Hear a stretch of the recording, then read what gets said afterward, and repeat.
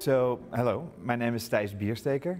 I'm an ecological artist and I work together with scientists to translate their data about environmental issues into artworks. Artworks that make you feel their facts again.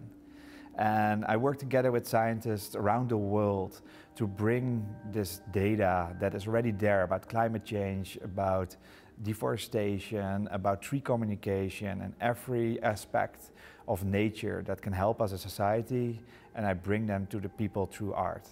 So it's always a science and art collaboration. As an artist, I work together with scientists from all around the world.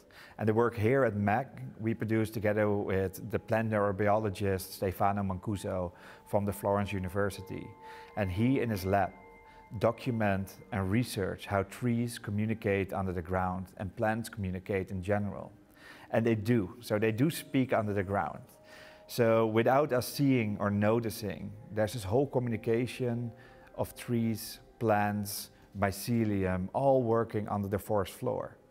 And they nurture each other. So they send each other warning signals if they need to adapt to illnesses or little bugs or deer in the forest, but they also share each other nutrients. And nutrients that flow from one tree to the other, so they stay strong and healthy as one. So if one is in more need of sugars or water, then it will send, the one tree will send the nutrients through their root systems and through the mycelium network to the other tree. So the whole forest stays healthy and strong as one. And I think that is a really important message today, to stay strong and healthy as one, because we live in a weird society, and what's happening under the ground is the perfect example how we could work together and stay strong as a society. So we built this work together with the scientists, and we wanted people to show what's happening under our feet, because it's magical. So these trees, they communicate all the day, all night, and we don't notice that. So we want to bring that alive. So with this work, Econtinuum, here at the MEC, we're showing in real time how trees would communicate. So we took the data from the lab from Stefano Mancuso, and we trained two algorithms to communicate with each other as if we were there under the ground with them.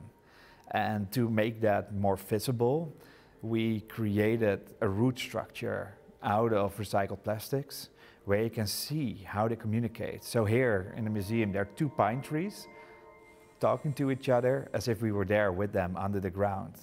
And to make it feel real and to make it as close as possible to nature, we built sensors that mimic the sensitivity of a root tip. So a root tip can, of course, sense the carbon, it can have the volatiles, it can feel the moist levels, the temperature, and based on that data input, the trees keep communicating every day again, which is nice, because then you're not only seeing something that has happened, but is happening in real time. So every visitor will experience the work in a unique way, because it will never be the same. And every time you enter the room, it will be a different type of work. Because if there's more CO2 in the room, the work will be more vibrant and more sharing with each other. And in the end of the day, when there are a few thousand people seeing the work, then the volatiles in the air will influence the work, so it numbs down and it's all satisfied and it's more in harmony. So it is even nice to be back a few times with the work to see how it evolved, just like a living being. As I'm somebody who loves plants, trees, and works together with scientists, I wanted to show that a collaborative model where we stay strong and healthy as one, as a society, has a really vivid function in this moment in time. So I want to make a work that symbolizes that, and the perfect example was there under our feet, because there you can see how these trees were communicating. So I started to reach out to Stefano, which we did more works with, so it became a sort of a friend of us, and we started to discuss, like, how does it work? How can we visualize that? How can we make sure people understand the connection of the living world underneath us, underneath our feet, that's happening? I mean, there is this competition for light in the leaves and in the growth. But underneath, there is this layer where nutrients are shared, where there's an exchange happening, and where they stay strong and healthy as one. So having an icon that functions like an example for our society, and at the same time showing the scientific knowledge that there is about tree communication at the same time, was a perfect example for that time and age. I think it will stay because, as we know, the society keeps being polarized more and more. So we need to understand, if we want to move back to a more nature-based society, a more real-rooted society, we have to look at roots. If you're entering the room, first you get enticed by the artwork, and then you know the science. But then after a while you start noticing what is the material made of. Because it's a magical feel when you enter the room, because you see the root structures, they're floating in the air, the light goes through, and you don't have a sense what you're looking at. So when you come closer, you'll see it has all different lines, and that's lines of a 3D printer. So we used recycled plastics coming from PETG, which is the same stuff that your bottles are made of. And by a giant 3D printer, we made the tree roots in a flat system. And then over the course of a year with the team in the studio, we melted them into a shape that resembles the 2 pine trees. So you're not looking at a robotic installation, but it's made by hand, robots, nature. So it's this combination of an input by biodiversity data. Then it goes to me sketching it by hand. Then it goes to a designer sketching it in a 3D program. Then it goes to a big 3D printer who prints it out with recycled materials. And then by hand again, we shape it in the way. Then we put it there. And we start mapping the work with a computer program again, where an algorithm is mimicking the biodiversity data that comes in. So it's this really full circle of the natural world, the human-made world, and the industrial world. We built all these works at the Woven Studio in a way that they are sustainable and recyclable. So every work that we produce has a material passport. That means that people in the future know how to disassemble and recycle the work in a way that it is as recyclable as possible. So basically, a material passport documents what is in the work and how much of it is used and how you can take it apart again. Which is really logical for work if you talk about ecological issues, because you hope they will be solved one day. And it's also weird in an artistic way that everybody has the idea that art is forever, but some art you can recycle again. So maybe this work will travel on around the world, and if it's not, we will recycle it completely again and maybe print something new.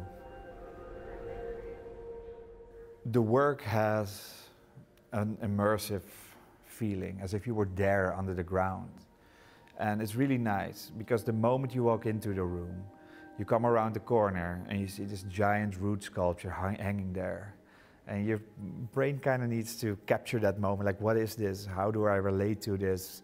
What is the material? So you go through the cycle, but once you understand the science, once you understand what you're looking at, then you hear the soundtrack that enforces that feeling, because it has a meditative feeling. Together with the End of Time, we create these soundtracks that make you feel like you're a bit under the ground, make it elegant, a composition that moves with the light of the sculpture. So it's an interactive part which moves from one side to the other side, giving you a feeling of, well, like a meditational feeling, but that you're grounded, that you're really there, and put your attention to the piece and to the room and to you as your role into the work. Because if you spend a little bit longer with the work and you walk around in front of it, you will notice that it will follow you. It will follow you really subtly, introducing and acknowledging you in the room as a person and involving you in that conversation. So it's enforcing that idea that as a society under the ground, these roots are talking, keep each other strong and healthy as one, And we as humans are invited back to nature, invited back into that conversation. The funny thing is when you jump up and down really hard, it will ignore you again. So it's nice to have this elegant way of being a part of the artwork, becoming a part of the artwork by how much you breathe and how you change the air in the room, but also by your emotion and your behavior. In general, as an ecological artist, I have one clear premise, that I believe that the research and the climate data and all the environmental data is there. We just need to understand it in a way that it's not only the facts, but it's also the feelings. So what I want to do with my work is bring the research to us. And it's like, if the research does not reach us, then how can the research teach us? And this work teaches us something really special. It teaches us that there's an ecosystem under our feet that has been evolving for millions and millions of years and has reached a way to stay strong and healthy as one, but at the same moment have a competition for light and have an individual premise, but at the same time have something that makes sure that the whole forest is staying strong, because one tree will fall in the storm, but the whole forest can withhold the storm.